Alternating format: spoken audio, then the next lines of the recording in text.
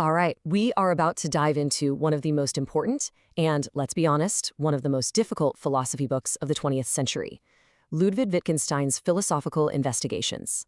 Now, why are we doing this? Because tucked away inside its pages is a key to solving a huge mystery about the words we all use every single day. This was Wittgenstein's mission statement.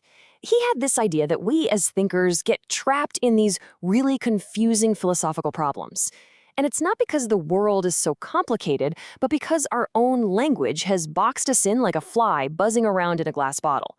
His job, as he saw it, was to show us the way out. So this book comes out in 1953, after he died, and it's an absolute bombshell. It completely flipped the script on how philosophers thought about language, about meaning, even about our own minds. It was a total game changer, and it set the stage for a whole new way of thinking. So what exactly is this fly bottle that he wanted to help us escape from? Well, for Wittgenstein, the trap begins with a really simple, almost common sense idea about what words are and how they work, an idea that he thought was the source of all the trouble. Wittgenstein kicks off his book with this idea, borrowing it from St. Augustine. This is the old way of thinking about language. Words are basically just labels. You see a thing in the world, like a table, and you stick the word table on it. Seems obvious, right? Well, Wittgenstein believed this simple picture was the root of endless confusion. So he argues against this whole labeling idea with something pretty radical. He says the meaning of a word isn't the object it points to. No. Instead, a word's meaning is all about how we use it. Words aren't labels, they're more like tools. Think of a toolbox. You've got a hammer, a screwdriver, a wrench. Each one has a different job. Words are like that.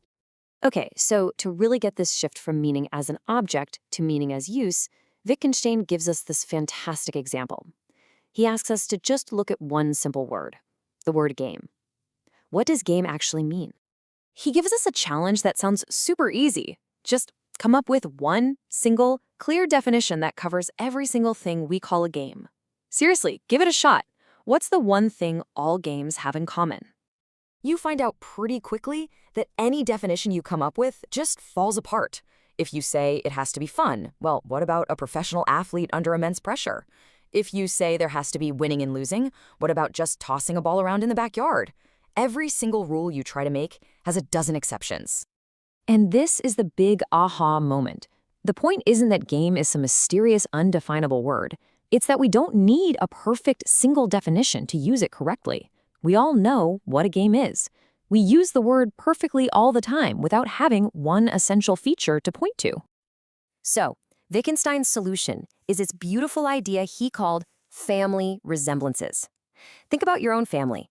Maybe you have your grandpa's nose, but your sister has his eyes, and your cousin has a similar smile. There's no single feature that everybody shares, right? There's just this web of overlapping traits. He says that's exactly how words like game work. And this idea leads us to his most famous concept, the language game. He wants us to stop thinking of language as a static thing and start seeing it as an activity.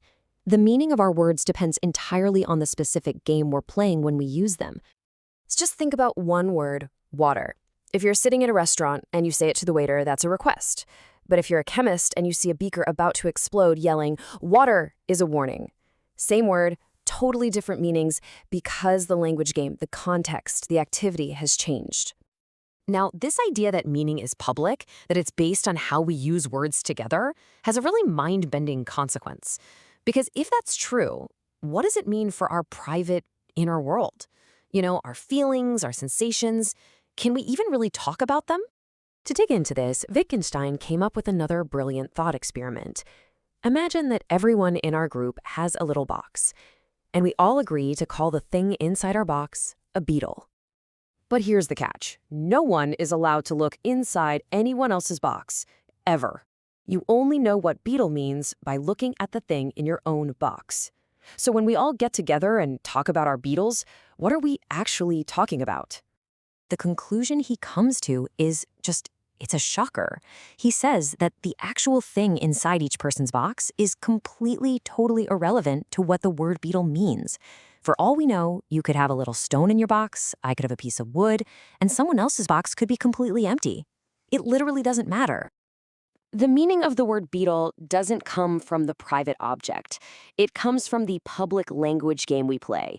It comes from how we talk about our boxes, the role the word beetle plays in our conversations. The secret thing inside, it has nothing to do with it. And here it is, the final mind-bending twist. Our inner lives, our feelings, they are the beetle in the box.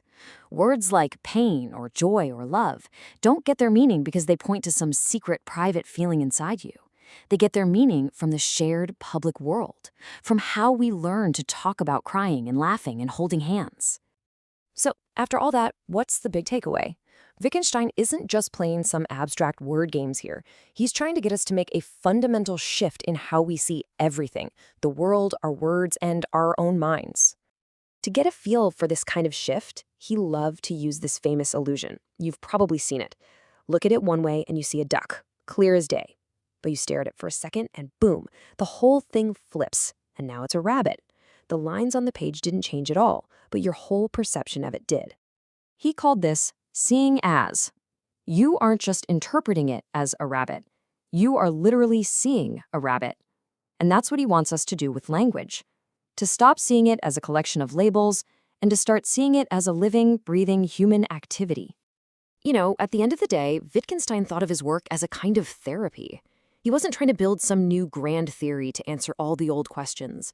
He just wanted to untangle the knots we tie ourselves in, to show us that a lot of deep philosophical problems are really just illusions created by a misunderstanding of our own tools, our words.